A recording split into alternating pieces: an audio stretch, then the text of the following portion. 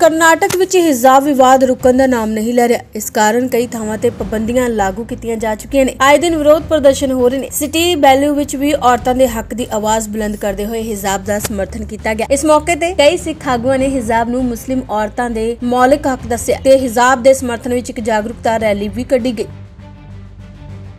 अस्सलाम वालेकुम, वाहिगुरू जी का खालसा, वाहिगुरू जी की फतेह। I'm first of all so proud of Muskan who stood there for the discrimination, and I'm so proud of you girls who are coming from universities talking about our rights. And my request to you, I know as Sujata ji was saying that we need to put pressure on the elected officials. But the thing is, my request to you, why can't we be in that place?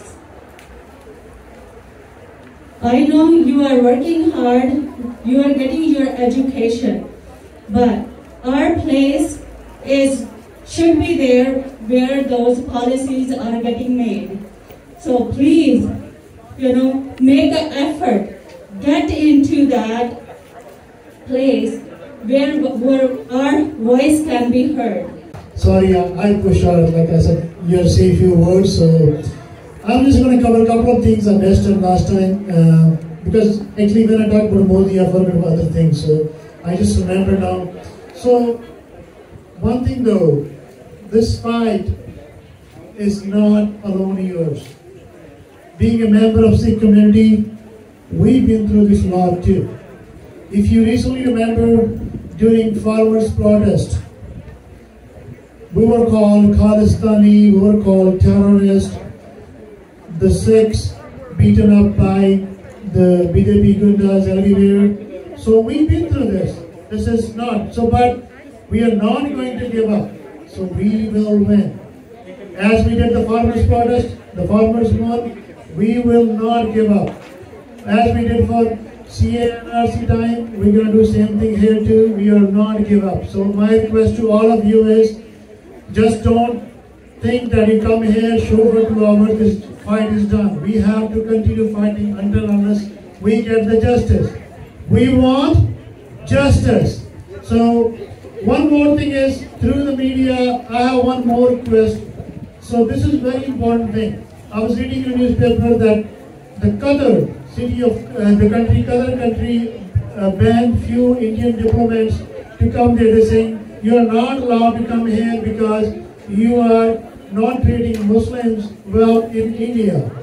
And I request all the countries, especially the Muslim nations and Arab countries, to stand up like that, because we need to put a pressure on Indian government to do it.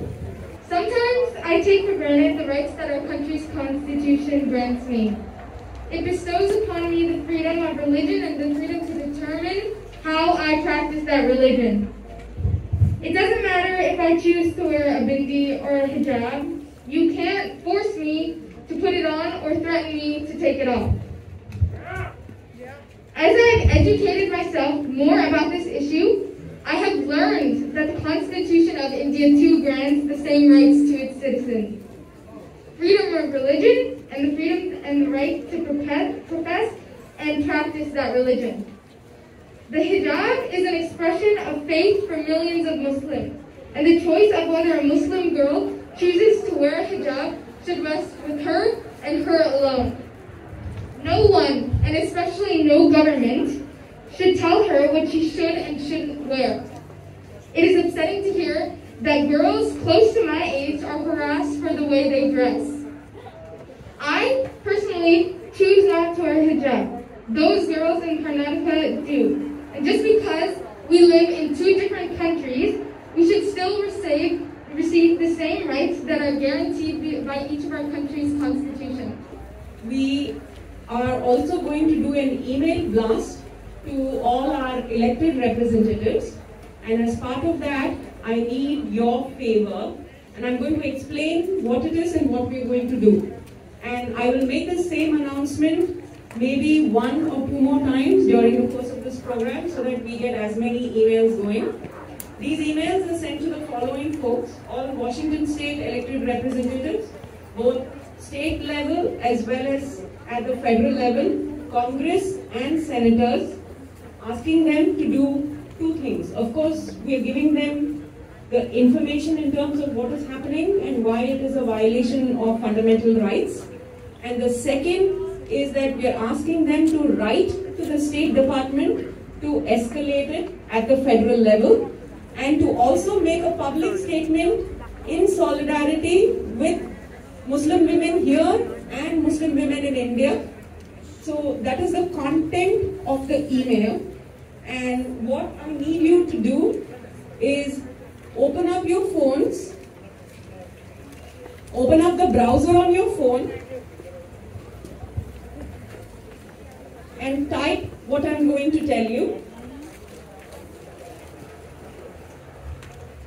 tinyurl.com, tinyurl.com / it's one word, my hijab, my right. MYHIJAB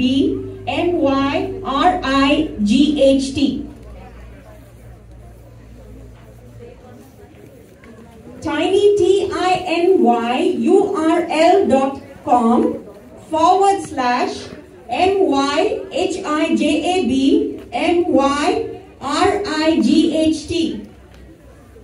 and hit enter. Your phone will ask you for access saying, do you want me to open up your email or allow, depending on whether you have an iPhone or an Android. Just say okay. You will then see an email that is fully authored with the elected representative's email and all the information that I explained to you in the body of the email. Just hit the send button.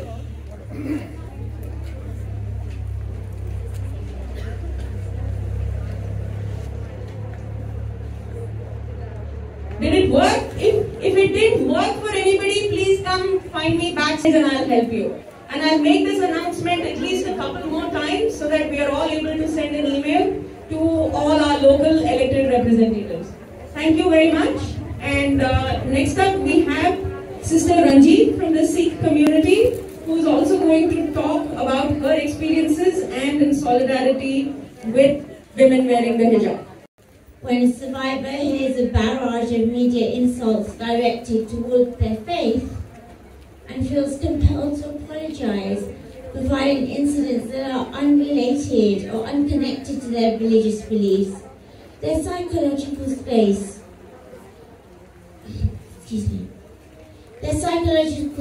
becomes smaller. When Muslim survivors are nervous about speaking Arabic at the airport, in case they are removed from their flight, their voices are quite literally being silenced. They are walking on eggshells, which is another feature of the dynamics of domestic violence. The Holy Prophet Muhammad, peace be upon him, and his family talked about oppression. What we are seeing within India and around the world is a form of oppression against Muslim women and girls.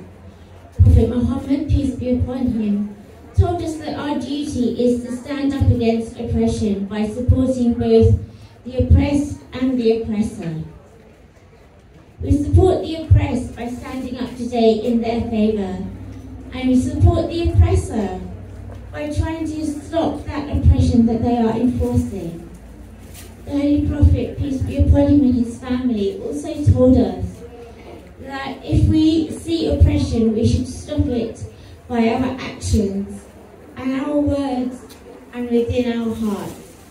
Let us today stand up against the oppression that we see around the world, including within India, by advocating for those survivors, Muslim women and girls, who have been assaulted in their own homes. Let us not be amongst those who stood silent when the rights of women were being stripped both literally and figuratively. With that, let's use our hands, our voices and our hearts in the stand and movement against oppression against women, Muslim women and girls around the world. Thank you very much.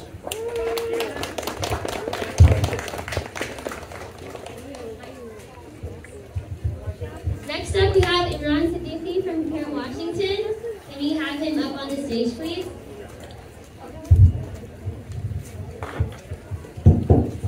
Assalamu alaikum. Alhamdulillah wa salatu wa salam ala Rasulullah. This is a great turnout to see so many different faces, so many different faiths showing up today on this important issue that we talk about, the rise in global fascism that's targeting marginalized communities, especially in India. When we look back 20, 30 years, we saw this coming. We saw like this rise of rhetoric that's been taking place. And now this rhetoric is coming to manifest itself. You've seen masjids destroyed. You've seen lynchings taking place in the streets. You see laws being passed to repeal the citizenship of people who've been citizens for hundreds and hundreds of years. And now we're seeing, once again, our sisters in Karnataka are on the front lines of fighting against hate. Our sisters are always on the front lines of fighting hate. You see this wherever Islamophobia globally takes place. Women are always targeted first. And they're the strongest ones to stand up and make sure that our community is protected. Our sisters over there are showing such strength and immense solidarity over there. It's amazing to see.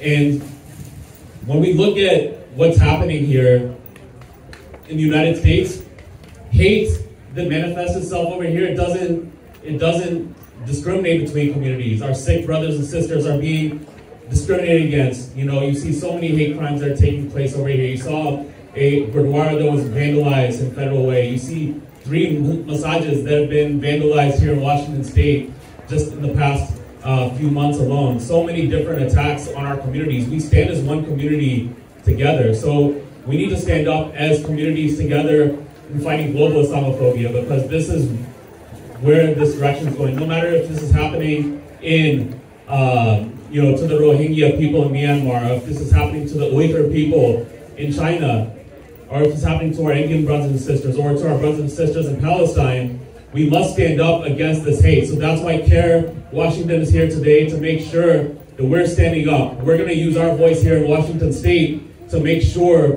that we stand up for our Indian brothers and sisters, to make sure that discrimination does not take place any further. And so we're here to support that. We stand up for our Dalit brothers and sisters as well, the Sikh brothers and sisters, all marginalized communities that are being hurt by this rising tide of hate. So thank you for having us here today. Jazakallah khair. Assalamu alaikum. Thank you for that. Next up, we have Hiraji Singh Kulhar, a board member from the Kasra Gurmat Center. Please welcome him on stage.